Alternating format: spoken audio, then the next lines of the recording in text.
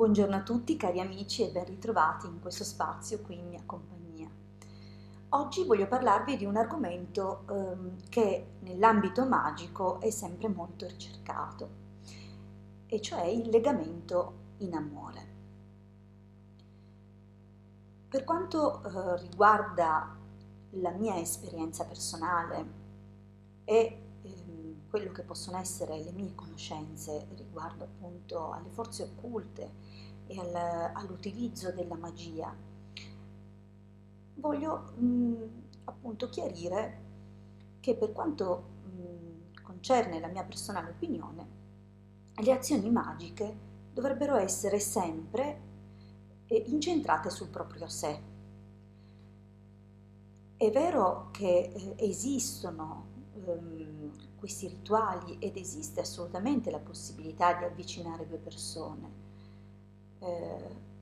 Sono però dell'idea che vadano rispettate alcune condizioni.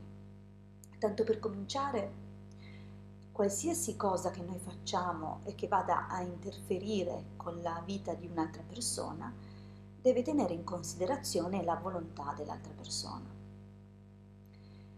Questa persona è d'accordo? Vuole legarsi a voi? Allora, in questo caso, il legamento è giusto. È un'azione che va a tutelare la scelta compiuta da due persone, la volontà di stare insieme.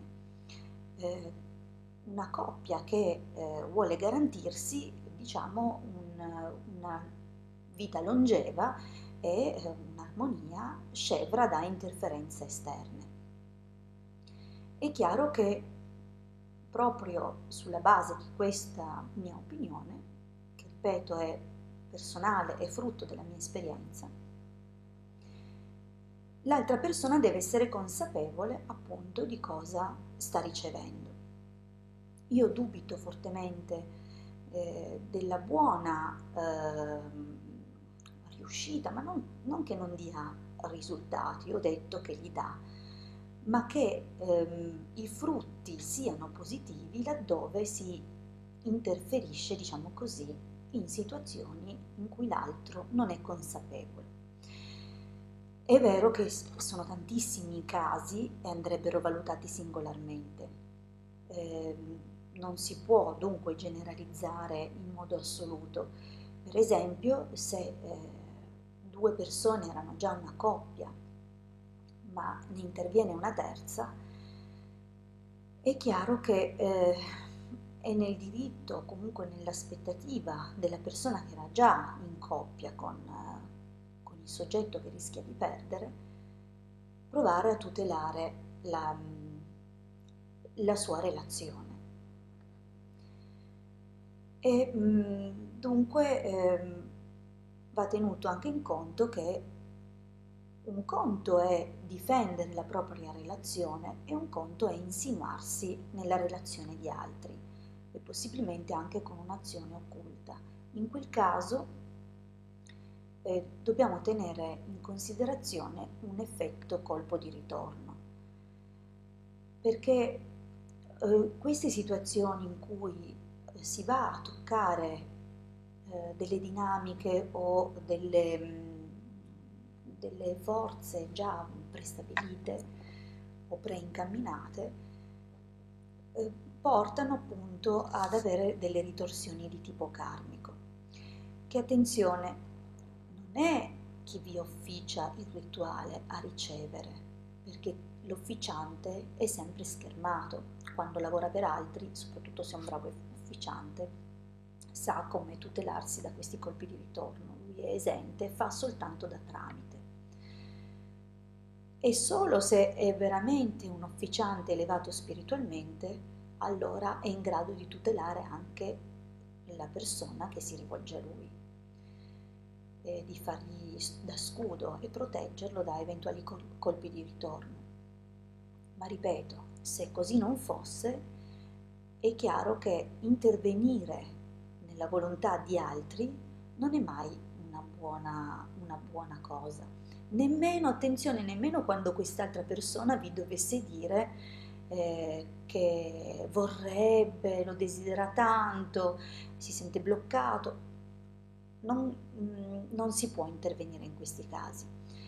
Ricordatevi che il sentiero magico, quello veramente di alta magia, è un sentiero individuale, riguarda soltanto esclusivamente voi, può aprire dei canali solo per voi.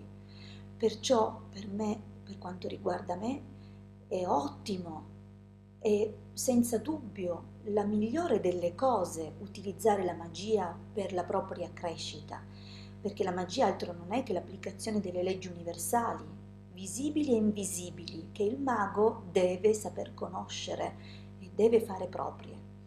Allora in questo caso ecco che apriamo delle porte nuove dentro di noi, ci apriamo a ricevere nuove cose, utilizzando appunto queste leggi e applicandole attraverso il mondo esteriore verso il mondo interiore. In questo caso noi otteniamo dalla magia i massimi frutti e le cose più meravigliose che l'azione magica può donare al singolo, all'individuo. Quando però nelle nostre azioni magiche coinvolgiamo terze persone, qui appunto camminiamo su un sentiero spinoso, pieno di insidie, perché non è nel nostro diritto, a meno che quella persona non ce lo chieda esplicitamente, non ci chieda davvero aiuto perché non sa come uscire da una determinata situazione. Non esiste per me il fatto di intervenire per chiarire le idee, no, quella è una cosa che deve saper fare quella persona lì, cioè non può. Facciamo un esempio più chiaro, perché se è la persona stessa a chiedermi di aiutarlo a dissolvere le sue nubi, allora ben venga, questa operazione è possibile, è giusta. Ma se, diciamo così, una seconda donna mi chiede di intervenire per chiarire le idee a un uomo che è già in coppia, io piuttosto consiglierei a lei di fare qualcosa per chiarirsi le proprie idee. Questo è il mio punto di vista. So che potrebbe non essere accolto o potrebbe chiudermi, diciamo così, delle porte lavorative, ma io sono sempre dell'idea che il sentiero magico non può essere sporcato da forme egoiche, va invece preservato e va soprattutto usato per il massimo bene delle persone e dunque di ogni singolo che compone la collettività. Più avanti vi insegnerò nei prossimi video qualche piccolo rituale per aprire in voi le porte al vero amore, al cambiamento interiore, per aprirvi appunto ad incontrare persone più adatte a quelle che sono le vostre aspettative, ma anche il vostro livello spirituale, perché non c'è niente di più bello che condividere un sentimento, non dico puro, perché per essere puri bisogna veramente fare lavori immensi dentro di sé, ma comunque un sentimento nobile come l'amore, con qualcuno che veramente lo possa condividere con voi in uguale misura, che abbia cioè una visione simile alla vostra delle cose e che sia per voi un supporto, qualcosa di bello e che voi lo siate per lui o lei, che dir si voglia. Allora in questo caso, certo, con tutto il cuore, io sono ben contenta di distribuire o elargire le mie conoscenze, ma sempre e solo per il bene più alto di voi stessi. Ricordatevi che voi seminate ogni giorno, seminate bene.